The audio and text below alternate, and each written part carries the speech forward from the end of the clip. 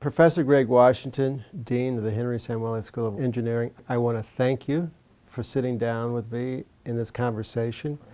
And I'd like to know if you can reflect on what diversity, equity, inclusion means to you during your career. Mm-hmm. Well, so obviously for me it means everything, right? Being that I come from a diverse population. But I will tell you that the real problems that we're dealing with, our unprecedented rate of change in terms of how technology is moving, our unprecedented global competitors, our unprecedented issues as it relates to the challenges, the grand challenges that we're facing as a country, they require all hands on deck. Mm-hmm. We don't have enough, we're not producing enough engineers in particular to solve the challenges of our country and to help us to maintain a standard, the same standard of living mm-hmm. that we have today. We're just not producing enough. And despite what people have heard, the global picture isn't much better. Oh, Many really? of our competitor countries aren't producing enough as well. And that's for a couple of reasons. The big one is that we have some really significant problems in front of us that are really going to take a large number of people to solve. Give me an example.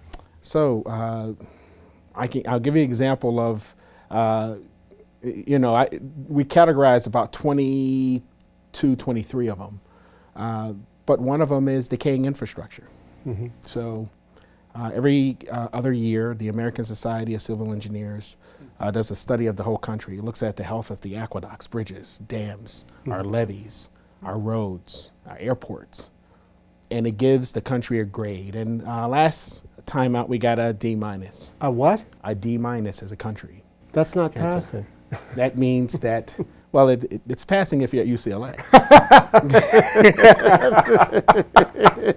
No, so that's right, it's not passing. And what that means, though, from a cost standpoint, is that it's going to be about $3 trillion using today's technologies, today's methods, and today's resources in order to solve that problem. That number could be substantially less if we change the way in which we think about the problem. I see. Do you understand? So Yeah. that's just one.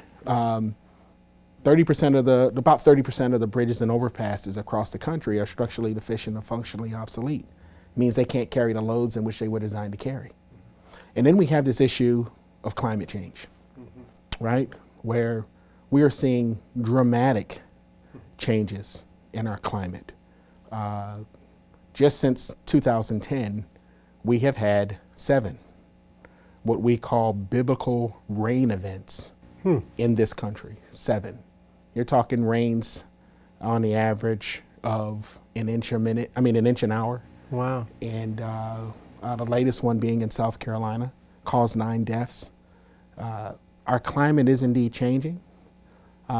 There's growing evidence to suggest, and the growing body of scientists realize that it is man-made, and many of us are beyond trying to figure out how we stop it. Right. We're now in the planning stages of what do we do to manage it, to actually manage and deal with it, because you're going to see the changes. They are going to be dramatic. And we're going to have to redesign whole cities. We're going to have to redesign whole countries. So where does the manpower from that come from? Well, that leads me back to diversity. So the reason why diversity is important, especially in this country, is that 50% of our population, right, mm-hmm. will be non-white in a very small period of time. Already, if you look at our high schools and our elementary schools today, that has already been the case. Right. In 2011, more non-white babies were born in this country than white babies mm-hmm. for the whole country. And so we know that in order to solve those problems, you're just going to have people. Right.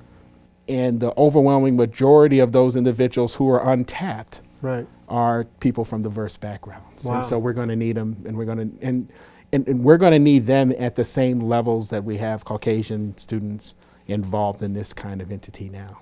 And let me ask, and that's no simple feat. well, let me ask you before we wrap up, what is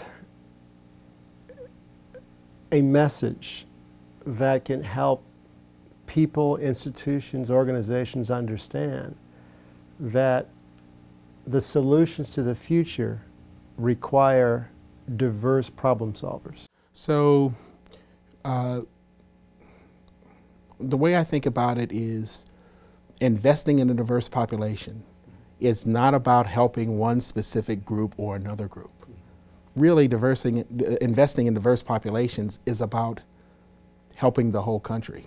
Right. We will not be able to, we just won't have enough people to solve the problems that we need to solve, to invent the technologies that we need to invent, to solve the problems created from the technologies that we have invented and that we will invent and have invented.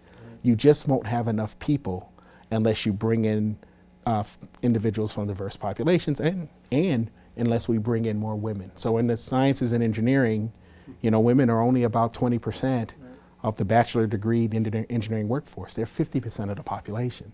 And so there's a whole cohort of people who are just not getting engaged.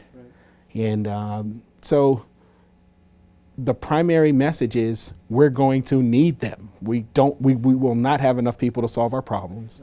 We're going to need large numbers of people, and where are the untapped talent?